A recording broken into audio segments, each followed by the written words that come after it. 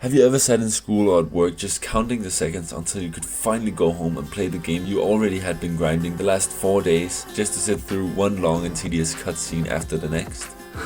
I know, I have. Hi. I'm incredibly lonely. A lot of the biggest franchises spend a lot of money on incredible voice acting, as well as questionable. What? You can't say stuff like that. You could ruin your reputation. Nico, listen to yourself. She has nothing to do with this. And where voice acting helps you get more invested in the characters and the world, it can also be very boresome when the NPC just won't shut up. Like, come on dude, I don't have time to save the world. I just installed a new mod that makes the water clearer and I want to look at it. Whereas games without dialogue do something completely different. You might start the game with a few questions or some idea of what you'll witness, and as you invest the 5 hours into the game, more and more mysteries and questions have been built up, and when the credits finally roll, you just sit there. Phew. What a game. Wait, what just happened? And then you proceed to look for answers online for far longer than you played the game. And this is not to say the games with dialogue can't do the same. Actually, I know plenty. There's just something else when there's not.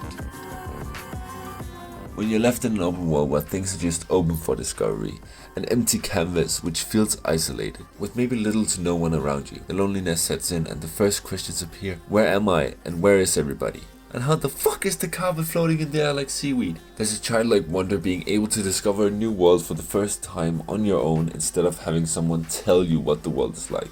No dialogue options, no login trees, or thoughts from the characters, just you exploring a new world. This also severely helps the pacing of the game, when you don't need to stop what you're doing and read a 3-page document, or 1 page, or even a quarter of a page really. It slows down the game so much that most players just skip it entirely without hesitation. And I think it's because most players want the excitement of playing the game when they're playing. And if the game interests them enough, they'll save the long readings for when they fall down the theory rabbit hole at 3 AM. So I'm not saying that the developers are doing something wrong for implementing those things in the game, if that's the only way for them to tell the story that they want. Looking for small hints like drawings in a cave or just stumbling upon a ruined city might help you put pieces in their place about what's going on, but also have the mystery lingering in your mind. And for some, searching for a decade for something that seemed improbable and basically impossible and very much imaginative.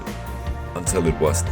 The last secret in Shadow of the Colossus might actually be the single most exciting thing that has happened in gaming that I know of at least. A community so invested in a game and its secrets that they search for so long for just a little more. If you want to hear the whole story, I highly recommend watching this video by Jacob Geller.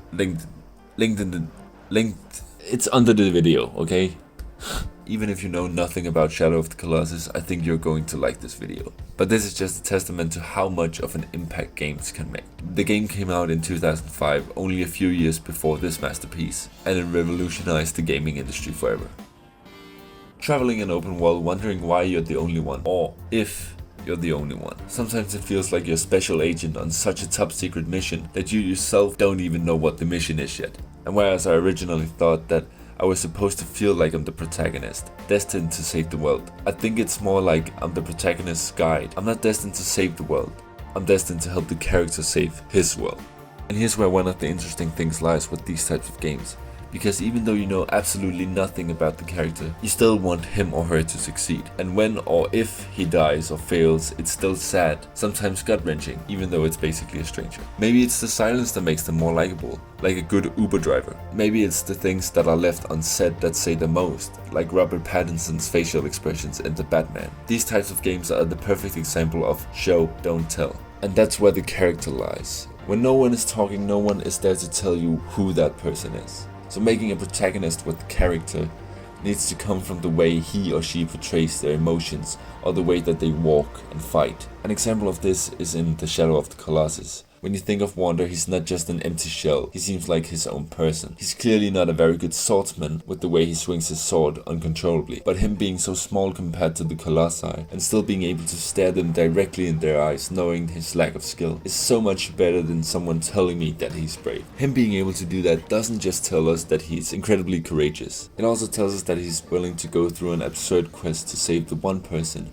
who means the most to him.